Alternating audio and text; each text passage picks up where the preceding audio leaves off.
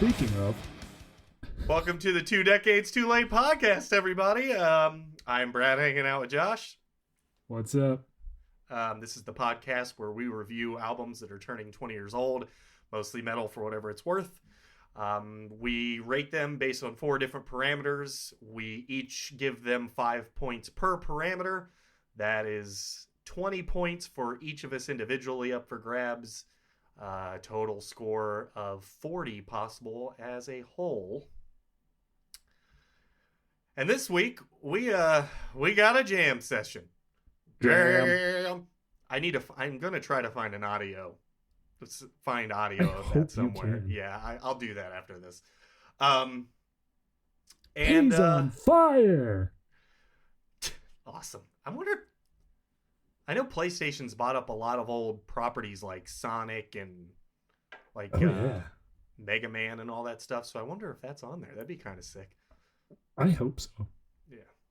But yeah, if you're not familiar, because we've only done one and it was, 3 months ago now, the jam sessions are our attempt to get in as many of the albums that are turning 20 as we can. There are a lot. Lots. So especially this year. Yeah, this year's insane. And I expect that to get worse before it gets better, or depending on how you're looking at it, better before it gets better. Yeah, for sure. So we're gonna do a really high level review of 5 albums. We're not gonna get really granular like we normally do. I guess if you can even say we get granular, we really just rant and say stupid things. And it takes up an hour of people's time. So thanks everybody. Yeah. So this week, where do you want to start? So I did them in the order top to bottom that they were on the sheet. Okay. So Megadeth. That's what I have listed first. Sick. Yes. So we've got Megadeth. The system has failed. Megadeth album I don't think I listened to until now. I definitely did not. Interesting. So a little bit of background on this, because I did do some research on each of these. This is the first album released after Dave Mustaine had his arm nerve incident and had to reteach himself how to play guitar. So that's pretty cool. That's awesome. Yeah. Second thing that's pretty cool is that he wanted it to be a solo project. It was supposed to be his first return back to music. But due to contractual obligations, he had to release it under the Megadeth name, which, given the lyrical content and the theme of the overall album, I think is hysterical that contractual obligations shaped this album more than he necessarily wanted. That is incredible. That is absolutely incredible. I also, the first metal album I ever listened to outside of having music played at me by people older than I was Megadeth's Countdown to Extinction. Still the most important album in my life. And I think back to, so every time I hear Dave Mustaine speak now, because he's become some right-wing piece of shit, and then I go back and listen to Countdown to Extinction, that is literally, the Countdown to Extinction part is about not killing animals for sport. Right. Yeah, and then this album, did you see the cover of this album? I mean, I guess we're going to talk about the artwork, but holy shit. And now you're a right-wing, I don't know how, that's a bridge I don't know how to build. I mean, do whatever. I mean, people seem to make a lot of money and become that way, so it is what it is. But yeah, people change, but yeah. So do you want to dive right into the album artwork? I mean, we might as well. Yeah, go for it. Give me your thoughts. Okay. So I gave the album artwork a 4 overall. It's really kind of well put together as a graphic. It definitely alludes to the content of the album overall. I didn't know that Vic Rattleskull was a thing, but apparently that's a thing. Super a thing. All right, fair enough. The hypocrite thing kind of made me like it a little less, I think. So I ended up with a 3 on artwork because I'm like, look at this fucking thing. How do you do this? It's whatever. I know people change, Yeah. but like most people don't get to put out giant pieces of art and double down on shit super super hard, uh, Right. and then just hilariously 10 years later being like, yeah, I mean, you should hunt all animals you want. It's fine. It's like, well, Yeah. okay, fine. Anyway, it is fine. It's a little on the nose, like, It is a little on the nose. so that's why I landed on a 3. It's definitely not it done poorly. It's done well, Yeah. and all that stuff, and it is very quintessentially Megadeth. Um, Yeah. but yeah, just a 3. And it's honestly, I'm kidding a little bit about the hypocrite thing. It was honestly just like, really, this is how on the nose we're going to be about the system has failed. Look at the Right. line of people walking up to, yeah. So, yeah. To get Benjamins handed out by Vic Rattleskull and Dick Cheney with his Plan B suitcase and Condoleezza Rice in the background. Dude. It's all just, it's a lot. It's a lot. It is a lot. It is a lot. All right. So, just to recap real quick, because these are going to go a little faster than normal. We got a 3 from me and a 4 from Josh for album art. Boom. What about production then, verse now? I gave it a 3. I mean, I didn't notice anything wrong with it. I didn't notice anything that right with it. I mean, it was just kind of dead middle. Let me caveat all of this by saying I listened to these albums the other night when I couldn't sleep. So I was polyurethaning wood trim in my basement with not a lot of ventilation, and it was 1 a.m. So I may not have been fully paying attention. Fair. You know, between the Under Oath production and this one, you might want to stop doing things like that when you're listening to these. Because I listened back That's to a the good Under call. Oath one, and you're like, yeah, I only listened to about half of it on normal audio. I'm like, well, that's probably impacting your opinion quite a lot, but fair enough. It may be swing. I may be Yeah. a non-impartial judge. Fair enough. Hey man, whatever. That's what we're here for. Yeah. I gave it a 5. It's an absolutely incredible production, and it should be. It's a Megadeth on a major label with infinite funds, and it sounds nothing about it sounds dated. I mean, the drums sound triggered. There's literally not a part of it that doesn't sound exactly as an album would sound right now if you made it. Nice. Yeah, so it's incredible. There's a couple And on this this is the list that are like that. 10th album, so Right. But no, it's just as far as production goes, it's like you can't it's what you can get. Like that's the like again we talk about Dimmu Borgir and stuff, like, yeah, it's because you have the means to make an incredibly good sounding album. Megadeth did this here. It was a little bass heavy at times, but I kind of like that in stark contrast to a lot of the stuff we've heard. So yeah, I loved it. I thought it was incredible, and I honestly wouldn't even know what to change about it. So how does it compare to like Countdown to Extinction, which was from 1992, so a full it sounds decade plus? Yeah, it sounds way more modern. Like it sounds like a like right now modern metal production. Actually, one of the earliest that I can think of that sounds like pretty much. I just don't know what you would do to it. Like I want to say there was a remix, and I'm like, I don't even know it. And I think there is, and I think I listened to it, and I didn't even hear a difference. I was like, I mean, I guess, yeah, maybe the low end is tamed a little bit, but as far as like quality of production, I didn't hear a difference at all. Right. And this was the first album they did without Dave Lifeson, I think, also on bass, so that could have been a contributing David factor. Ellefson. Ellefson, that's it. Who, little statutory apey, getting kicked out of the band. Little later. All right. So they really couldn't get him back for this particular album. Like, it was just because it was supposed to be a solo album, so he had to call up other artists to be like, "Hey, you want to do this?" Right. Which, do you need the other? Well, I mean, whatever. It worked out and resulted in a really funny album cover. So yeah, 5 for me, 3 for you on the production. this one is where I purposely did not have a score yet. How did you land on Impact at the time? I landed on a 2. Okay. Because like you said, I never heard this album, and listening to it, I didn't get a lot of. We weren't being influenced by Megadeth in 2004 in much the same way we weren't being influenced by Saint Anger in 2004.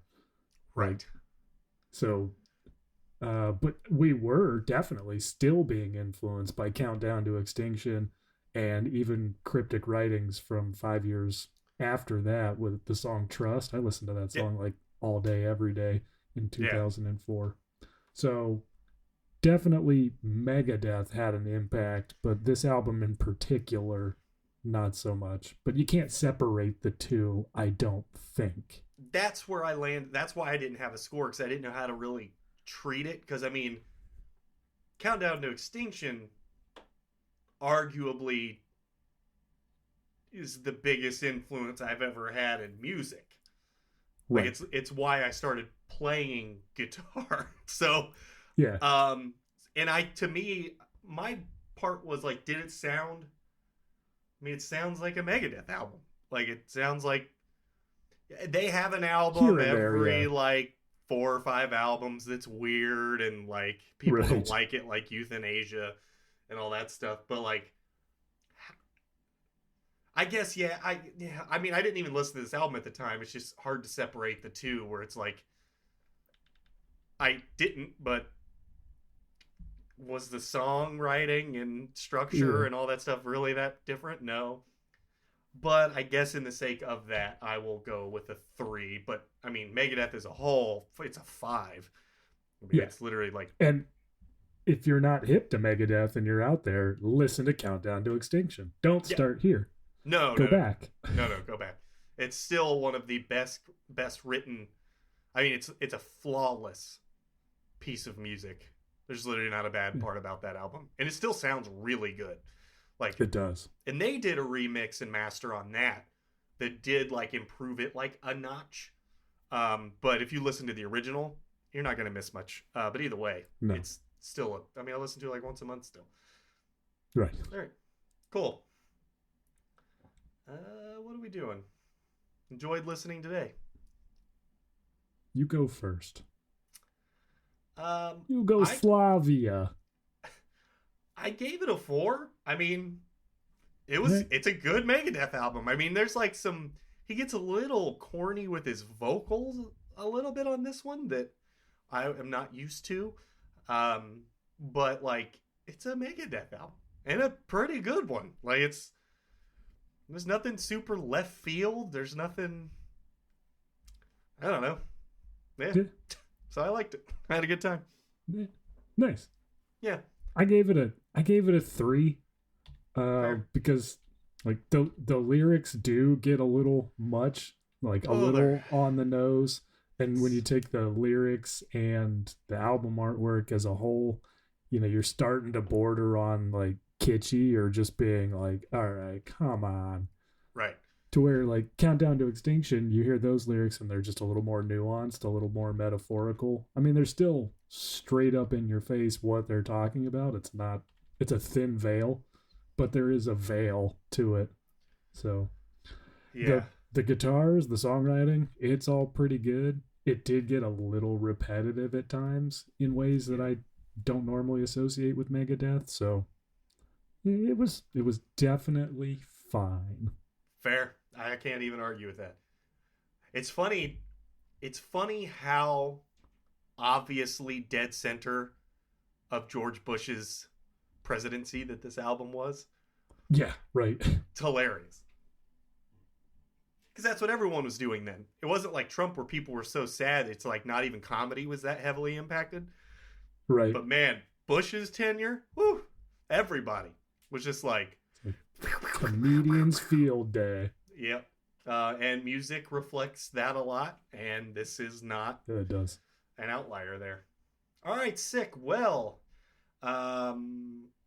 before we get to our favorite songs from this one, We've got a 15, score of 15 from me, score of 12 from Josh, with a total of 27 for Megadeth. Respectable. Yeah. Yeah, it's not bad. For Megadeth, the system has failed.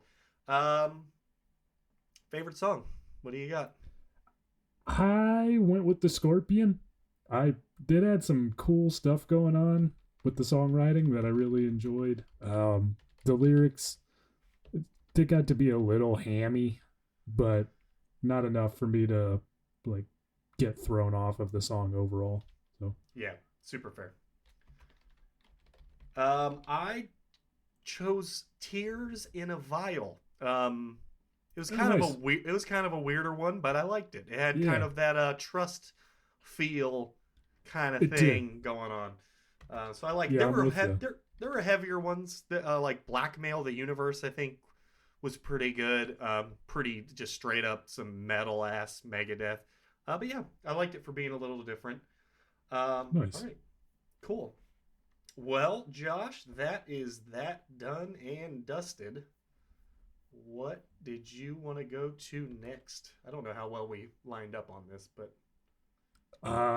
did you want to do 3 Inches of Blood? let's do 3 Inches of Blood.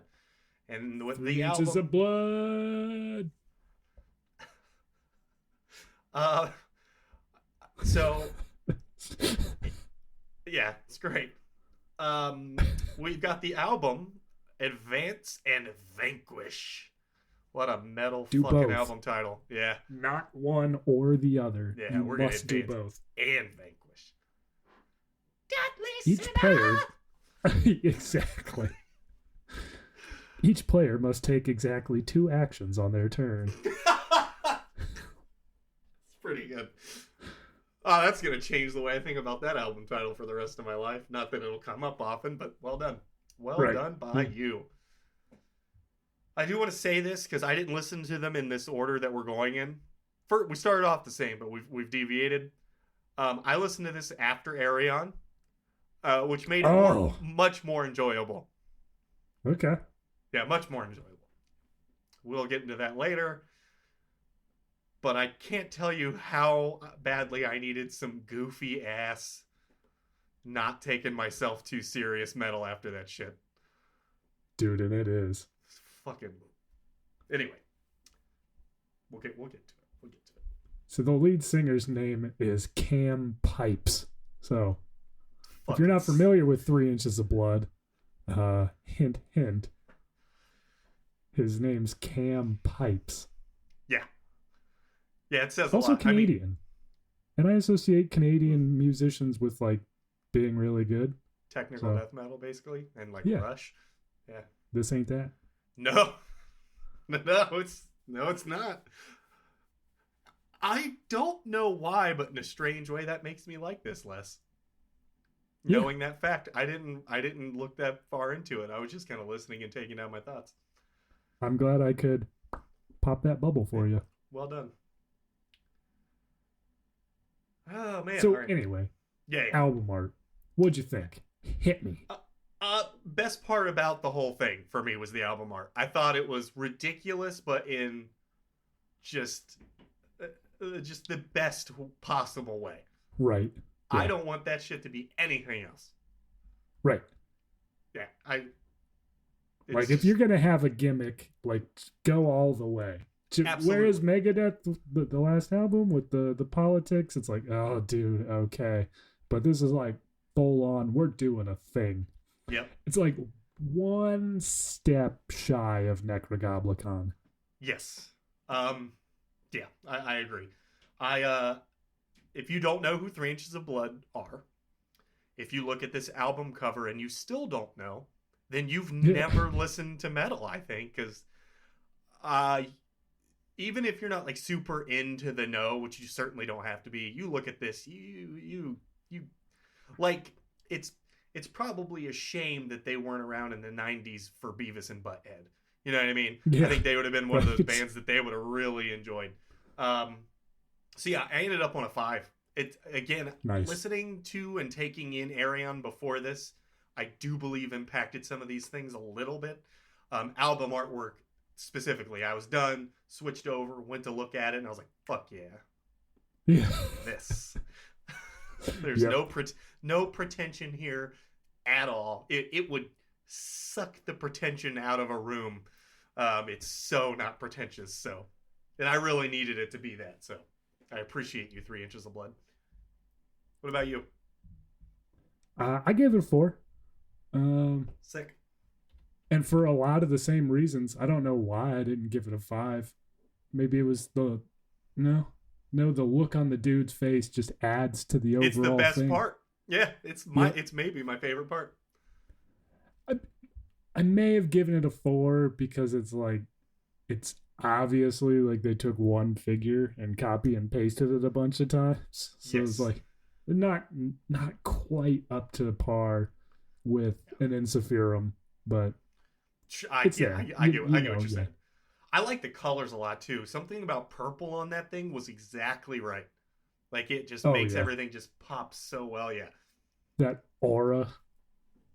So good. And man, they have a great, I mean, I would say maybe, I don't know, like I feel like a 6th grader could draw their logo, but that's the thing I like about it in a strange way. Yeah. So yeah, no, okay, cool. All right. 4 for Josh, 5 for me on the artwork. Starting off strong with my bias in full swing here. What about the production? What do you got? I don't think you're gonna like this. I gave it a 4. You gave this a better score than Megadeth System Has Failed? Yeah. Okay. There's also a chance I don't know what production is. And I've been faking it this whole time. I'm upset by that. That's okay. This is a subjective podcast, and I'll probably only be upset about it for today and tomorrow. Again, this was the same scenario. I listened to these back to back to back to back to back. Man, I just don't know what to say about that. This sounds firmly in 2004 in every possible way. It sure does, but also it's like one of those situations where I can't separate it from what I knew 3 Inches of Blood sounded like. Okay, that's interesting. Fair enough. So I hear this album and it might sound like 2004, but like that's what 3 Inches I of don't Blood know. is. Does it? It sounds like 3 Inches of Blood. So 3 Inches of Blood sounds like this, and they still do. So like I can't. Well, but man, if you go to their very next album, the production's twice as good. I think Adam D did it. Yeah, it's so much better. But that's the thing. Could be wrong. Anyway, I do encourage everyone listening to please go compare the 2 productions of those albums and leave us a comment on our Instagram. Mostly because sorry, Joey Jordison did the next album production. Joey Jordison produced their album? Yeah. How about that? Yeah. Did he do that a lot? No. Huh. I've never. And Zeus mixed it. Well, okay.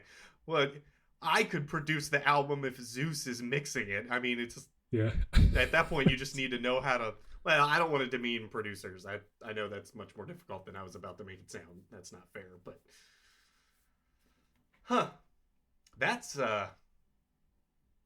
weird. But still, this one got a 4. So how about it? Well, I gave it a 3 because I think it sounds not bad, but definitely not good.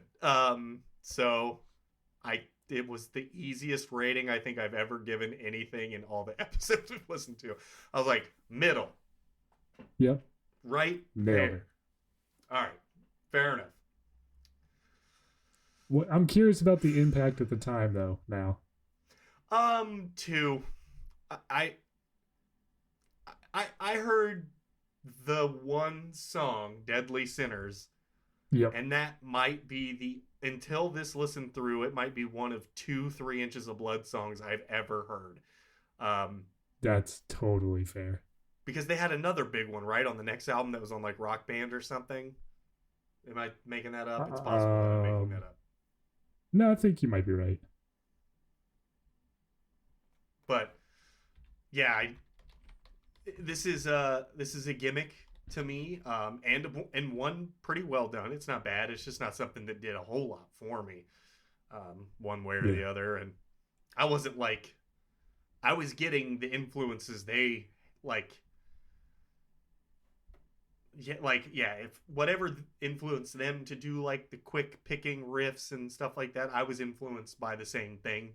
So like, I wasn't getting it from them. I was getting it from whomever I was listening to. Do you know they were called Under a Winter Sun or something like that? Early years, and their or is that an album? First album, with Battle Cry Under a Winter Sun. Interesting. Yep. I didn't mean to totally throw a wrench in. While we're doing trivia, so they were on Road. This album was released on Roadrunner, so that's probably the Slipknot connection. That is the Slipknot. Man, Roadrunner in 2004 was just slaughtering. Yeah, they owned this scene back then. All right. And then the version of Deadly Sinners that we probably heard on Tony Hawk's Underground 2 didn't even have the guitar solo. It was a demo cut. That's amazing. But as soon as you said it, I immediately remembered. Yeah. Like, that is definitely... How about that? The world is Which a wonderful makes place me want to sometimes. So I also gave Impact at the time a 2, but it makes me want to bump it up to a 3, just because like we were still in the skateboard like Hessian long hair, like Chris Cole Zero skateboards era, and this is definitely something like. I stopped doing that like 6 months ago. Yeah, did you stop? Did you? Not really, no. Yeah. All right. Two and a 2. 2 and a 2. So, did you enjoy listening to it? And how much? On a scale from 1 to 5. Funny you should ask me that specific question. Not really. I mean, it's a 3. Like, honestly, it was funny because the artwork was the first thing I saw, and I'm like, fuck yeah. And then I'm like 4 songs in, I'm like, this isn't very good songwriting or playing. Nope. Really. It was pretty bad at times. I mean, they did some like transitions that were like driving a bullet train into a mountainside, and it was just like, you went from that to that? That was terrible. It all goes with the theme, man. I don't think anything causes that to be the right move. Bad songwriting should never be a part of your gimmick. And they clearly got better, because I did listen to the next record, and it's such like, so it's like they learned how to do stuff. But yeah, I didn't hate it or anything, so I ended up on a 3. I actually talked myself out of a 2 because Deadly Sinners there you go. is great, and then there's maybe 2 other good songs, and it's kind of like, yeah, right. What about you? I also gave it a 3. I mean, it was fine, but it's 50 minutes long. It gets a little long in the tooth for what it is. Yeah, you need that to be like 29 minutes long. Yeah. Like, you need to make a Dahlia. Like, Dahlia knows what they're doing. It's like 30 minutes, and you were happy for all 30. The whole and in this, time, it's like, also, maybe if you didn't make those terrible transitions and just kind of made the song work, you'd cut like a third of each song out and probably ended up with 30 minutes. Crash a bus into a light pole. Yeah. All right. So for 3 Inches of Blood's Advance and Vanquish. Still a great title, though. Blood. We've got a total of 13 points from Josh and 13 points from me. Boom. 26 total for that album. Josh, what was your favorite song? Okay, so it's obviously Deadly Sinners, but to not pick Deadly Sinners, I did like Lord of the Storm. Okay. Let's see. Lord of the Storp.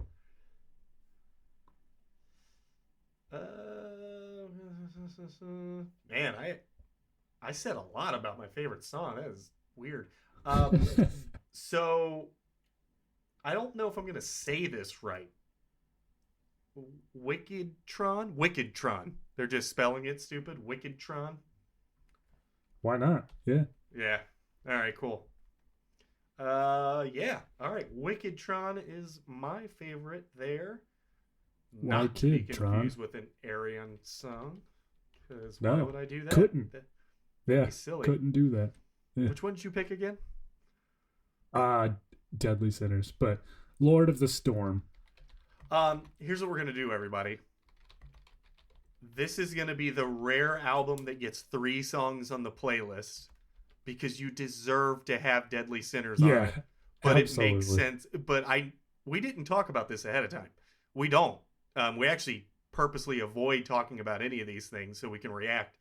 But I did the exact same thing where I can't pick Deadly Sinners because I know Josh isn't gonna pick Deadly Sinners either. Because there's just it's so obviously the best song on the album. It's not even close. So obviously the best song.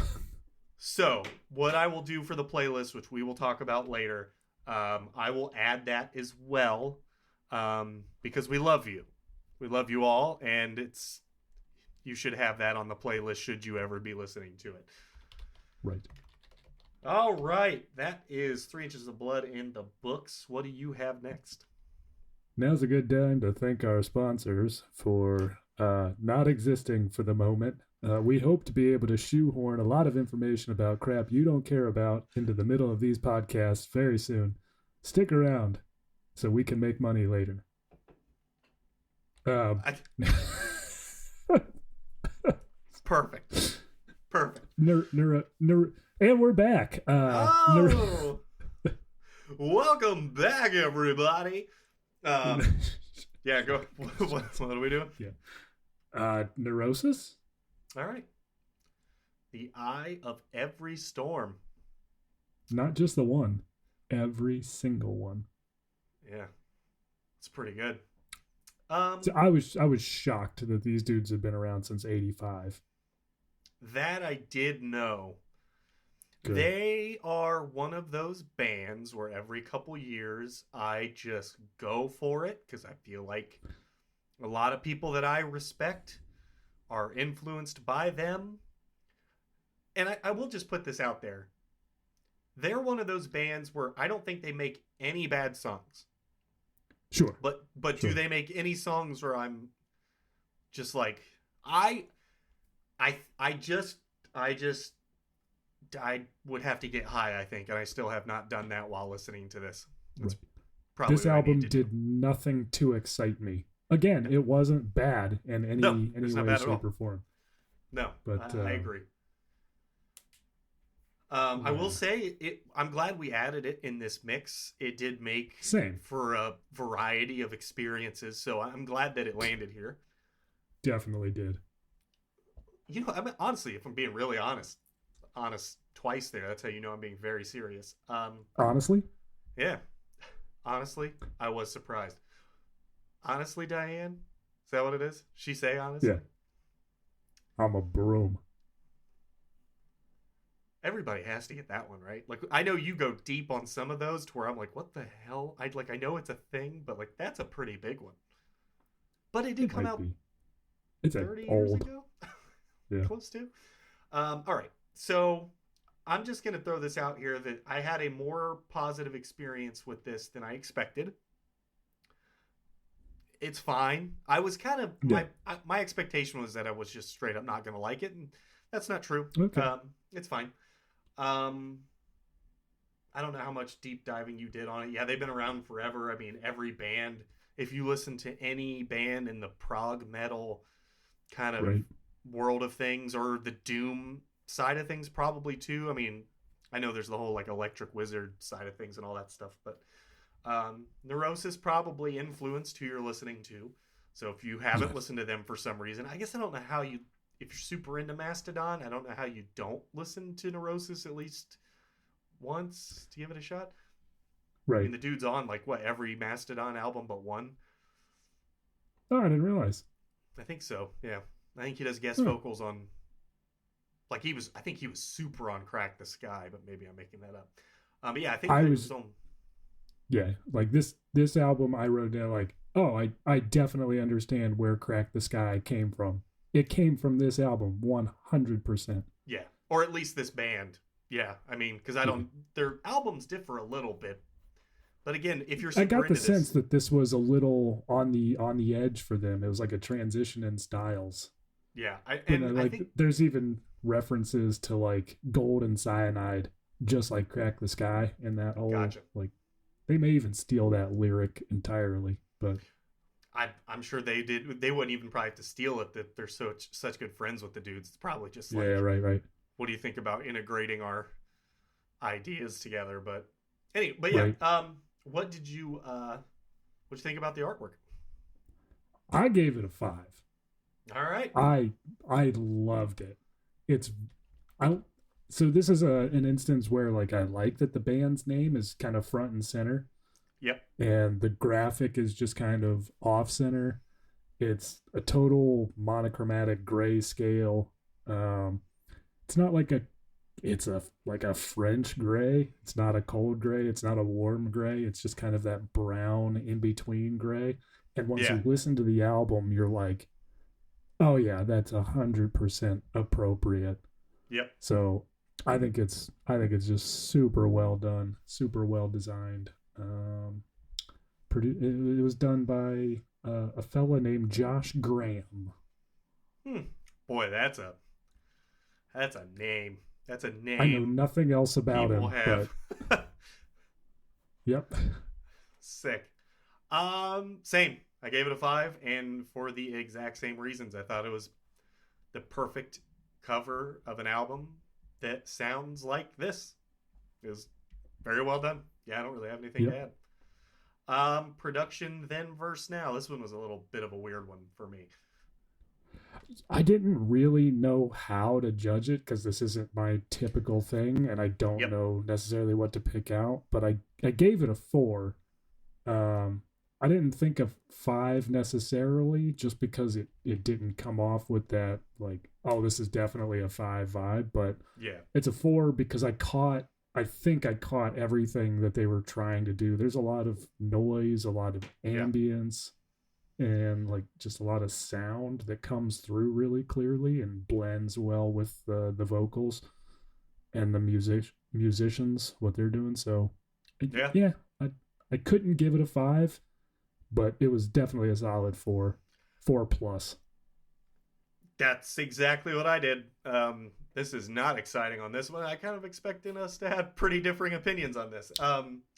No, It's kind of indicative of the album as a whole. Yeah, it's good.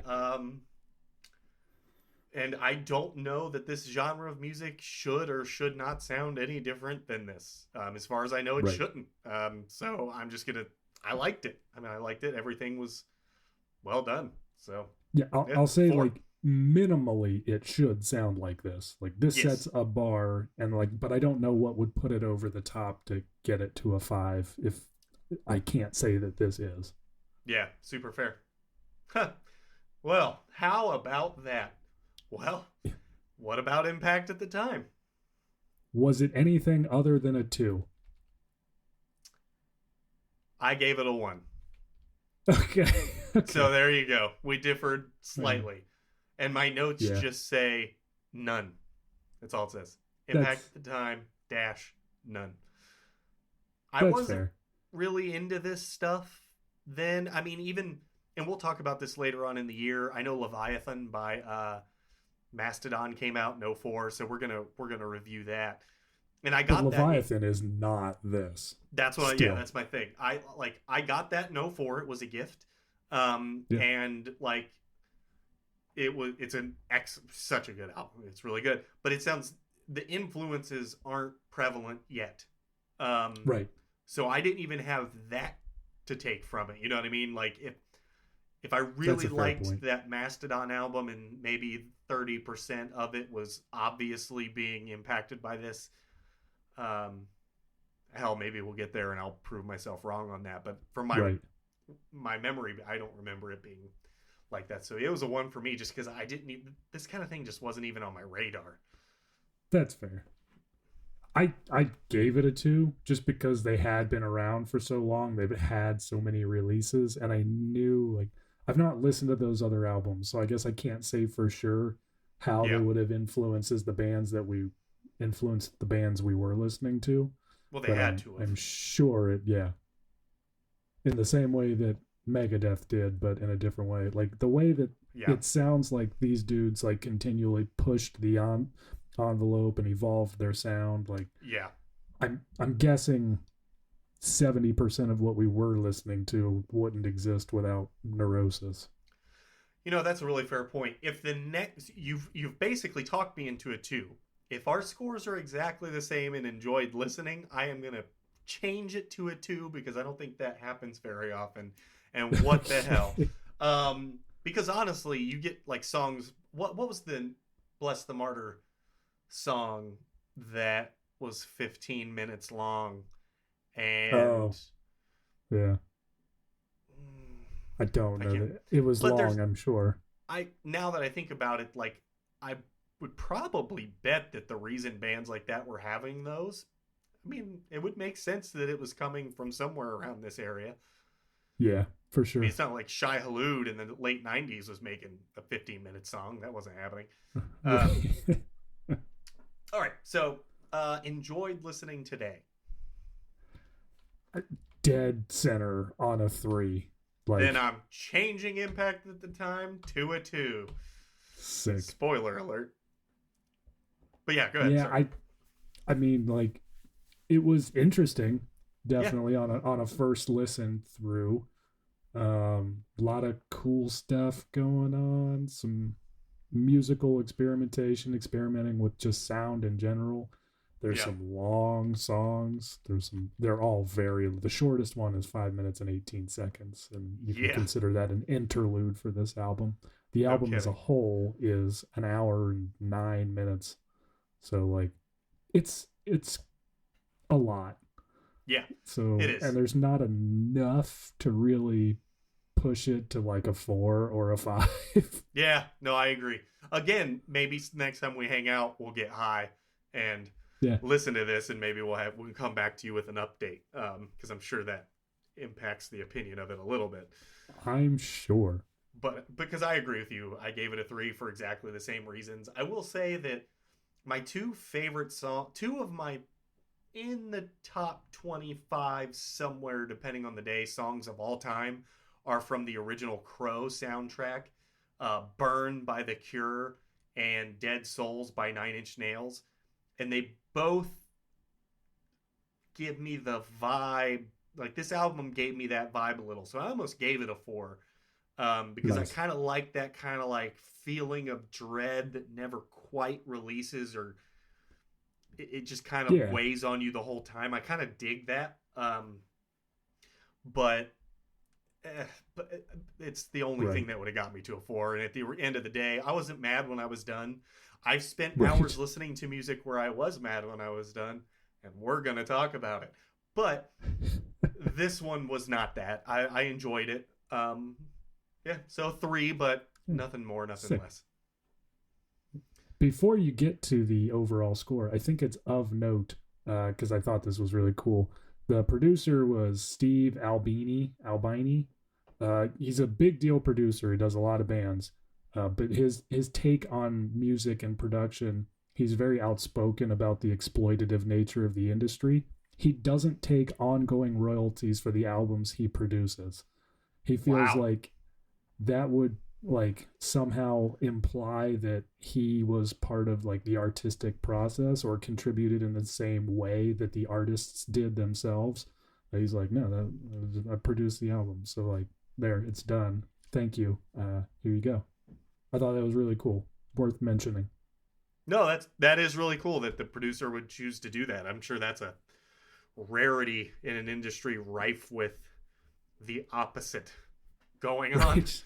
So yeah, Yeah. that's pretty cool. Contractual obligations that force Mm. solo artists to use a different name. Yeah, the system has failed indeed. Almost as if. Almost. All right, so That is wrapping up Neurosis, The Eye of the Storm. From Josh, we've got a score of 14. And therefore, from me, a score of 14. So we've got a 28, scoring Not bad. pretty well. Yeah. And honestly, it's a solid album. If you have any other takeaways from this, everyone, please go listen to the song Burn by The Cure and Dead Souls by Nine Inch Nails off the original Crow soundtrack. They are very, very good songs. If you're just kind of wanting to like kind of groove and hang out, they're good for it. I mean, Dead Souls by Nine Inch Nails gets a little, you know, he gets in his feels at times, and he likes crescendoing a song, and he does. But they're pretty good. Favorite song? I think The Eye of Every Storm is what I went with. It was really hard to pick because it's really hard to discern like where one starts and the other ends, and you're like, is that a song? But yeah, that's no joke. I have No River to Take Me Home. Sick. So there you go. 2 of those. All right, cool. Wrapping up Neurosis. What do you have next? I have Velvet Revolver next. Oh, I'm gonna all make right. you wait for it. Sick.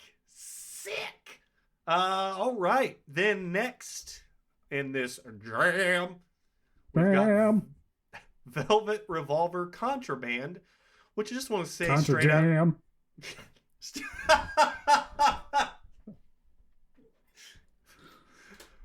We could just end the podcast at that. I don't think we're going to do any better.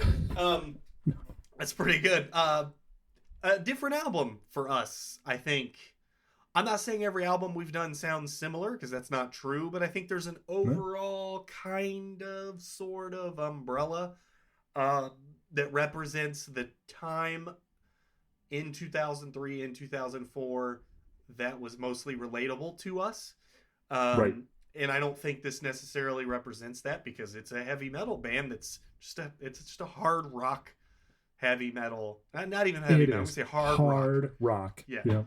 You know, if you don't know Velvet Revolver, it's basically Guns N' Roses with, why can't I think of his name from Stone Temple Pilots? Scott Weiland as lead vocalist. And you know what it sounds like? Guns N' Roses with Scott Weiland as the lead vocalist. So 1,000,000%. Yep. So if you can picture that, you're right. And to further Brad's point, I would bet fairly a lot of money that this will be the only album we review that debuted at #1 on the Billboard 200. I can't even like fathom what else it would be.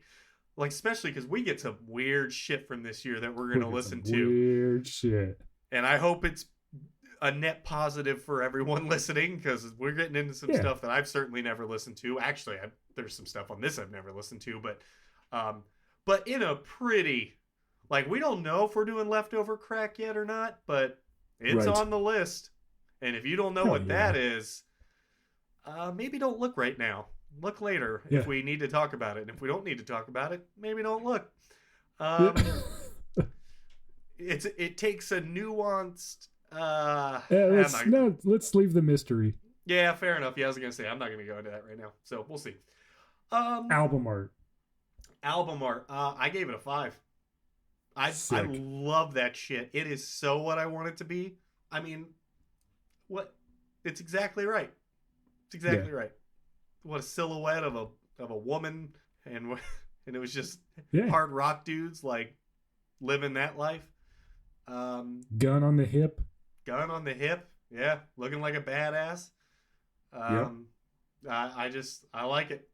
I like everything about it. It's got that Pulp Fiction-y really kind of vibe going on. Little James Bond. Yep. What about you? I don't know why. I only gave it a 4. Because it is all those things. But, like, I don't know. I don't know. I gave it a 4, and that's what I did. Hey, man. It's 62 degrees outside, and I gave it a 4. I don't know, Craig.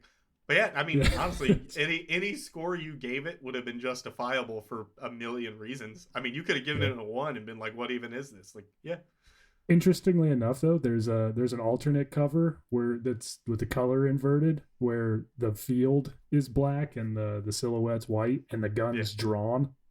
Super cool. Oh, I didn't realize Yeah, the you gun was missed drawn. I that, did. didn't you? I Yeah. did. Very. Look at you. Good on you and good on Velvet Revolver. Except they probably didn't even make that decision when you're that big. That decision's probably being made by others. But No, there was an art direction guy, yeah, that sounds about right. 2 art direction people, and then a photographer. Maybe that's why I gave it a 4. Maybe. Actually, you know what? That's kind of fair. That almost makes me want to give it a 4 because it's like you had nothing to do with this at all. Right. That's all right. I still like it. What about your Yeah, it's really good. production then versus now? I gave it a 4 because it's RCA. I mean, it's Guns N' Roses with Scott Weiland as the lead singer. Like, Yeah. it should sound a certain way, and it Yeah. does. Yep. And it sounds better than a lot of stuff. Yep. But there's still some other stuff out there like they could have done better. So, I mean, maybe I gave it a 5 because, like, Yeah. maybe you could do something better, but you could also go Right. now, spend $1 million, and end up with that exact production. And you'd play it on the radio, and no one would know it was either from 2004 or 2024 Right. because that genre of music, that's what it sounds like. So, yeah, I agree with your 4, and I was just like, I don't know what agree to with say your about 5. it. Yeah, it's fair enough. It was produced by a dude named Josh Abraham, a big deal producer, all over the place with this kind of production. But yeah, not surprising. that's what happened. Yeah. Impact at the time. I gave it a 3. Like, Okay. we definitely heard Slither, and I We remember covered you it. talking about. Yeah, we covered Slither, so like Yep. it was in there. What else we took away from like that genre as a whole? I mean, there was definitely some hard rock influences in the stuff we did. So 138 specifically. Yeah. very specifically, yeah. Very, very, and very much so. Yeah. 3 for the exact same reasons. I almost had it written down verbatim. Yeah. So I don't enjoyed listening today because I have nothing else to add to Impact at the time. It's exactly right. I was like on a 2. I landed on a 3, but I did not have a ton of fun listening to this album because like when you hear Slither, you're like, oh, this is kind of Velvet Revolver. But when you hear some of the other songs, you're like, oh, this is Guns N' Roses with Scott Weiland as the lead singer. Yeah. And then like, man, this is definitely later Scott Weiland, not Stone Temple Pilots Scott Weiland. So like you get to the song Set Me Free and it's just kind of super repetitive. He's like, set, go, set the table, set me free. Yeah, set me free. I think we can make a song about that. Do you want to add any other lyrics? No, that's enough. Fair. I gave it a 4. I think by the time I got to this because I listened to all these in the same day. Yeah, same. And it was a very nice change of pace. So I think if you put it on in a vacuum, I'd probably land on a 3 too. But something about this after like Neurosis being what it is, and I enjoyed Neurosis, but it's just like this was right after Neurosis for me. Same. And I was like, you know what? I don't always want to listen to hard rock. Actually, I very rarely ever want to listen to hard rock. If you grew up in the 90s, you had enough, probably. Yeah. Because you were listening to everything that came out in the 80s, and then it kept coming out.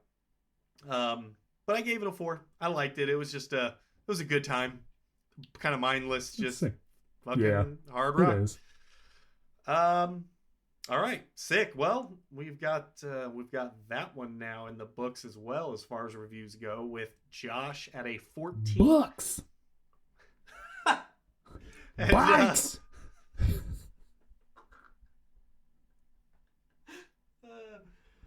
You don't listen to last podcast. There's Ed Larson where he yells spooky like that. Spooky! It's very funny. God, my neighbors are probably... Anyway, and a 17 from me. So, Yeah. let me tell you something. Contraband coming in hot with a 31 score. That's the best so far. That is. I'm not that surprised by that in a strange way. I'm not either. You can kind of buy your way up to at least a 25. 100%, yeah. Yeah, I've got a price and it's low. Yeah. So, is this going to be the second album ever that we add 3 songs to our playlist? Probably, because neither one of us can pick Slither, although it is like objectively the best song. 100% the best song, yeah. I went with Loving the Alien because it was different. It was like more Scott Weiland and Guns and Slash and Duff McKagan and the other people who cares. It was definitely more like, oh, someone just got really upset at you. Yeah, somebody did for sure. For sure. Oh man. Yeah, no, that's good. It was different. It stood out. It was like, okay, these dudes are trying stuff. Yeah. That's a good call. That was actually my second pick. Well, Sick. It was the one I was not going to go with if you went with it. I went with Headspace, but I'm going to be really honest with you. I didn't take notes on why and don't remember.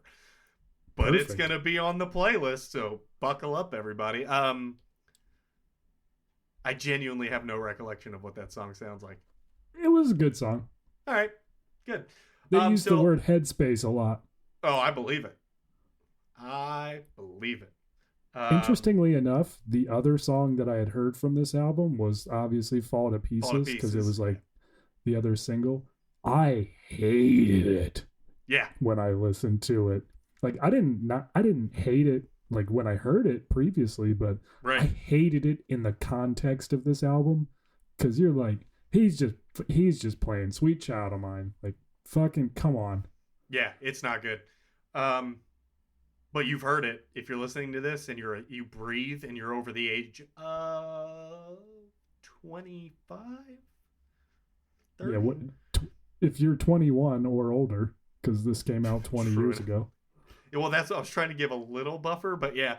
Fair. All right, so we'll add Slither. This is another situation where Slither should just be on there. We both agree that it's the best song.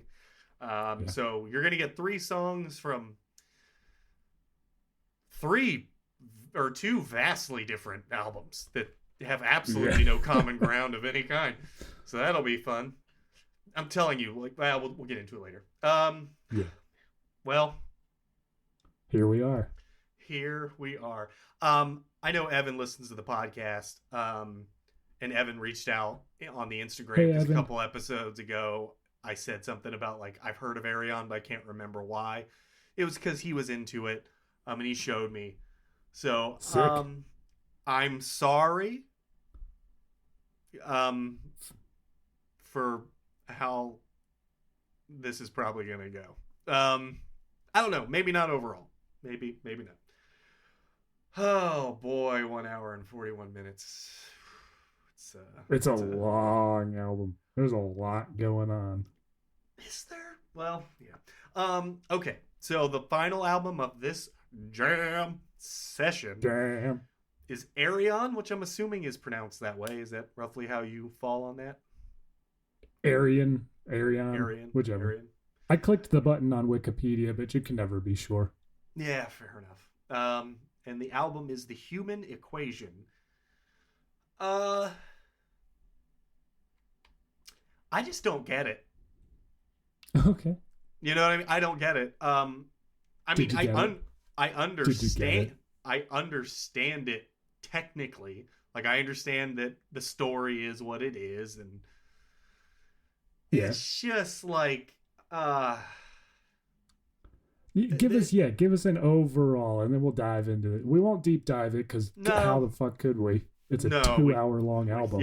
It's this album is longer than twice the length of almost every episode we've ever made. It is 100 minutes. God, it's plus. So long. Yeah. It's about a guy who's a shitty guy who gets in a car crash and goes into a coma, and then while in said coma, works his way through all of his mistakes and wakes up a better person. It's a cool idea, and I understand it ties to other Ayreon albums. Not all of them tie together, but this one specifically ties to an older thing that they did. Listen, it's prog metal. It is prog metal. It is Which is extremely prog metal. not something I don't like. Dream Theater. And it's like a James, tamer. yeah, Well, one of the things I'll just go ahead and tell you right now, the fact that he's the predominant vocalist on this. James Labrie, I guess is how Yeah. you would say, the fact that I hate his vocals. I think they are terrible.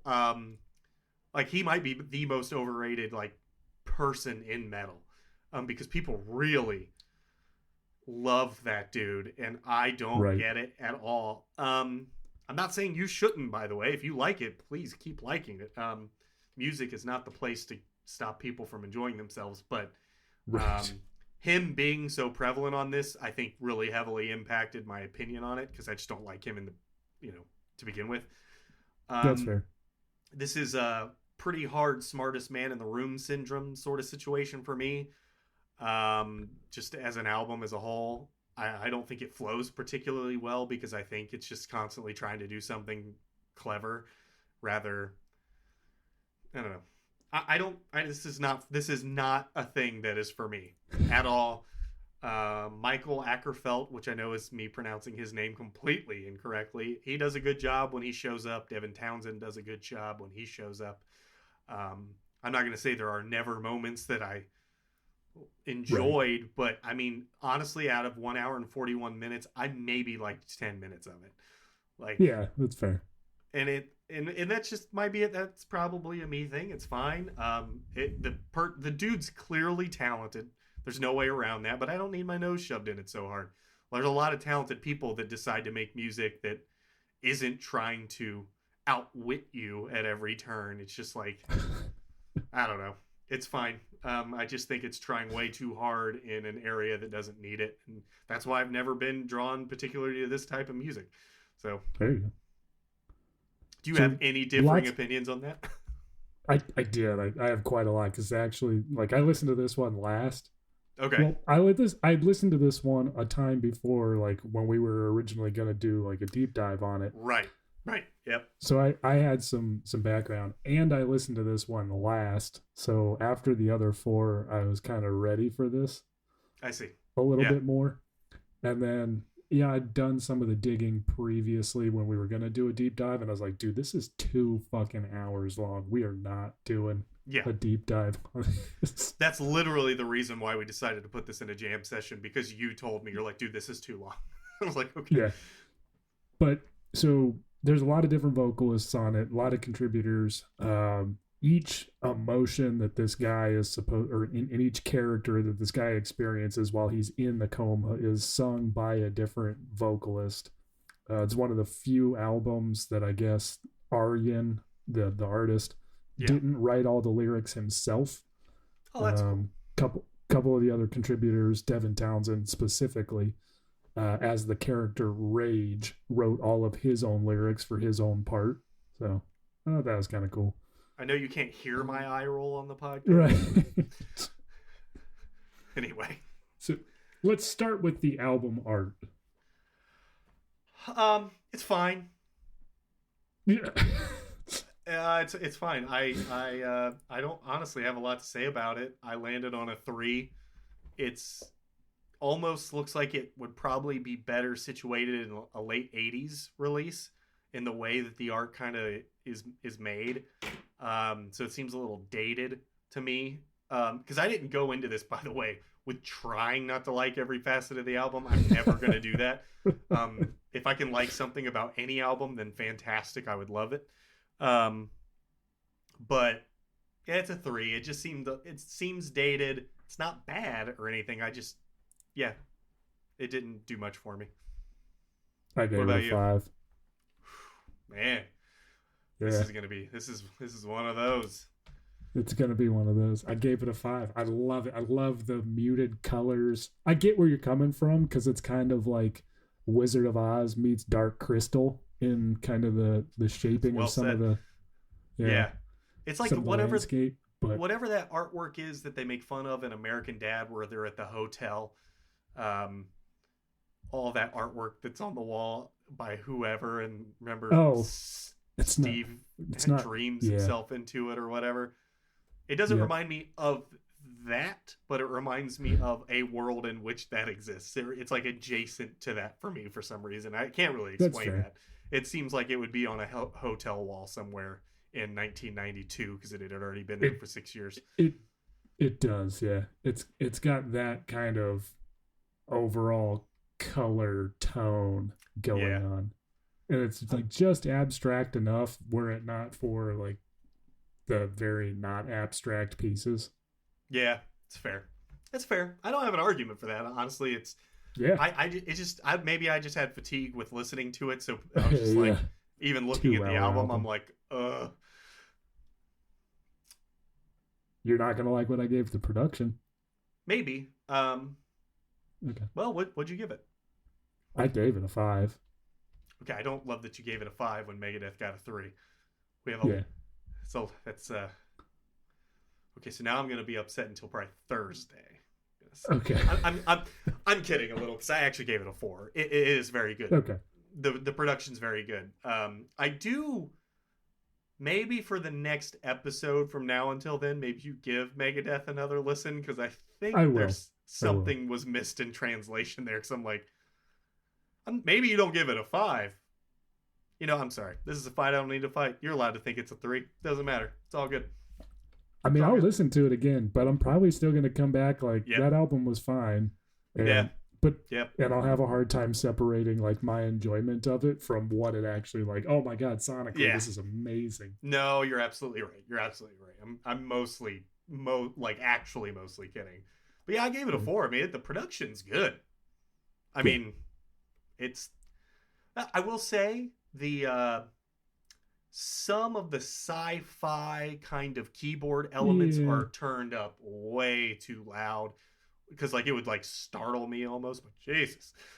That's probably the only reason I didn't also land on a 5. Just every once in a while those would play and I'm like, my god, that was like 3 decibels higher than everything else happening on the album. But You know, Brad, that could be intentional based sure on where it falls. And yes, I know, I get it. It is probably intentional. It was just like you could probably do it just a yeah, tad less. But I think yeah. of this like on the same scale of as like Yari and Winter Sun, but Yari just does it in a genre that I prefer. Yeah, it's fair. That's fair. But yeah, no, I kind of assumed we'd both overlap a little on that one, even if we felt That's differently on the rest. It's a good production. I mean, honestly, I would have to be a dick to dock it. Just because I don't love listening to this sort of thing doesn't mean I can't appreciate the production. Impact at the time? 1. I could have Same. given it a 0 if that was Yeah. a thing. Yep. I'm not into this stuff now, and I would say I'm about 9 billion times more mature with my musicality and what I enjoy listening to now Right. than I was in 2004. So I really would if I listened to this in 2004, I would have fallen asleep. Yeah. I wasn't like, I don't even think we were hip to Strapping Young Lad at that point. And No. I mean, Or Opeth. we probably were Opeth because they had the Drapery Falls on one of those DVDs. On the Hardcore Fest. Yeah, you're right. Yeah, Yep. we were into them at that point because that came out in 2003. So well done. But even still, he wasn't doing Opeth stuff. He was doing No. At times, it was hard to even know for sure it was him, and he's got a pretty distinct voice. Like so, kind of strange. He sure does. Yeah. Well, I think mine's going to be very unsurprising on the next one. So you can go first, or unless you want me to just get it out of the way. I mean, I'll go. I gave it a 4. Okay. After like all those others, I was kind of ready for some weird prog shit. Yeah, I mean, fair. with Megadeth being like too on the nose, Velvet Revolver being a little too what it is. mainstream, for lack of Yeah. a better word, and then That's not for Neurosis lack. being a little too spacey, and then 3 Inches of Blood being a little too hobbity.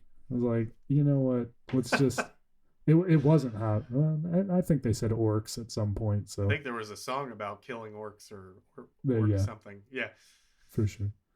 All right. But yeah, I was kind of ready to take this in, and then, again, this was like a second or a 1.5 time listen for me.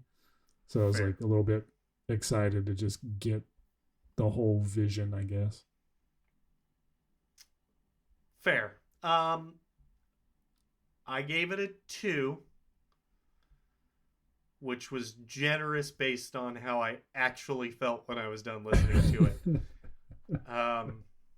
Again, I get it. The dude's a genius. There's no way around it. I know I'm making fun of him with the whole smartest man in the room syndrome, but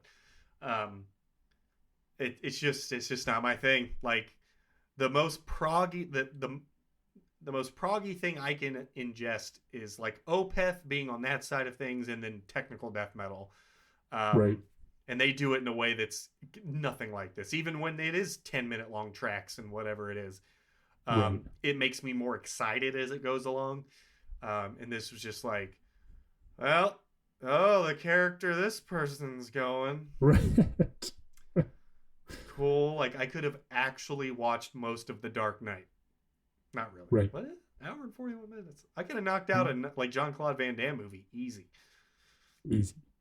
And if anybody out there is looking for, like, I don't know, a more digestible version of this, we've talked about it before. Go with Medicating, or not Medicating, Trainwreck by Boys Night Out. Boys Night Out. Yep. It's a much more enjoyable and shorter ride. And I dare say more interesting story, because it's just heartbreaking. This one is kind of more positive, I guess, in that way, where there's a lot of bad happening, but the result is a net positive. Right. So that's cool. Yeah, just too much for me. But fair enough. Actually, that could have went worse. I fully expected to really be pissy about this, but 5 it just doesn't. Total. Yeah, it just doesn't deserve that, even if it's not really my thing. But we have got 15 from you, Josh, and 10 from me for a 25. It's not bad. Still beats Taking Back Sunday. Yep. God, Which I'm sorry, Cheyenne. I need to do better with Instagram. I'm probably gonna have to give you the login so we can maybe like just both check on it periodically and be a little more engaged. But she was not very happy that we shat on Taking Back Sunday. We didn't want to. We had no intention of doing that. Nope, none whatsoever. The product forced our hand. Yep. But I am sorry for that. But 25. All right. How about that? So did you have, I think you had a favorite song. I picked, so I wanted to say Day 2 Isolation, but there was no way I was putting a 9-minute song, at least from this album, as my representation on this playlist. So Day 15 Betrayal, it's pretty solid. The violin break in the middle is really sick. Keyboard solo after that's pretty cool. Ackerfelt's on it. That's always a plus for me. So, yeah, I'll go with that. I went with Day 16 Loser. So I think that's got Townsend and Ackerfelt on it. It's got like a folky sound to it, and it is one of the, actually it's not even one of the shorter songs. It's a mid-range song for the album. What does that mean? It's like 12 minutes long? 4. Oh, that's not bad. Yeah, there's only 2 songs above 8 minutes. Maybe only 4 that are 7 minutes plus, but like there's just a lot of songs. Yeah. There's 20 songs, for one for every day he's in the coma. Right. And don't get me wrong, I think mixed in with everything else, I'm going to be perfectly happy about these being on the playlist. I mean, in small doses, I'm okay with this sort of thing, but like to sit down and like listen to almost 2 hours worth of music is just, it was a lot. All right. Mental exercise. Well, we've got our favorite songs, I will add all of these, as I do every week, to our Spotify playlist. Hell Um, yeah. it is a public playlist. If you'd like to look it up, it is called Do it. TDTL space dash space favorite songs, if you need it to be that specific. Very interesting so far. These albums have been all over the place. This will certainly help that. Yeah, it's crazy. Because all of these albums are all over the place for sure. So check that out if you want to listen to the songs that we've picked as our favorites from week to week. What else do we got? If you want to find us at Instagram at TDTL_podcast, please do. Tell us how much you love Taking Back Sunday. Yeah, it's fine. And you can. You should. You should love any music that you want to love. Again, gatekeeping Absolutely. and music shouldn't go hand in hand whatsoever. You should enjoy that. No harm can be done to... Well, I'll stop short of what I was about to say. But no, like what you like. That's fine. Just, if it's Nazi laden, then maybe fuck you. No, not maybe fuck you. I mean, fuck you. For sure. Yeah. Definitely not. Definitely. Yeah, check us out there. I don't know. Tell us you hate it. We haven't gotten a lot of that. That's good. Probably because only our friends are listening right now. That'll do it. Once we grow beyond that, Yeah. I'm sure it'll stay positive. No. I'm positive. Yeah, I don't know. But yeah, check us out. Leave us a comment.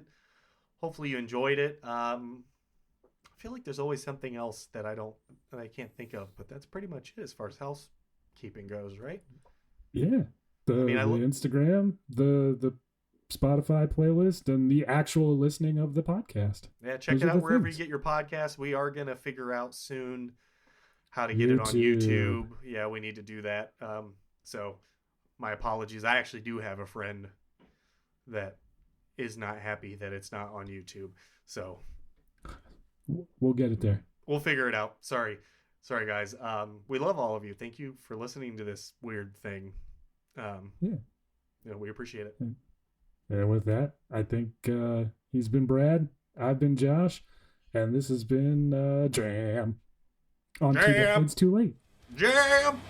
Jam.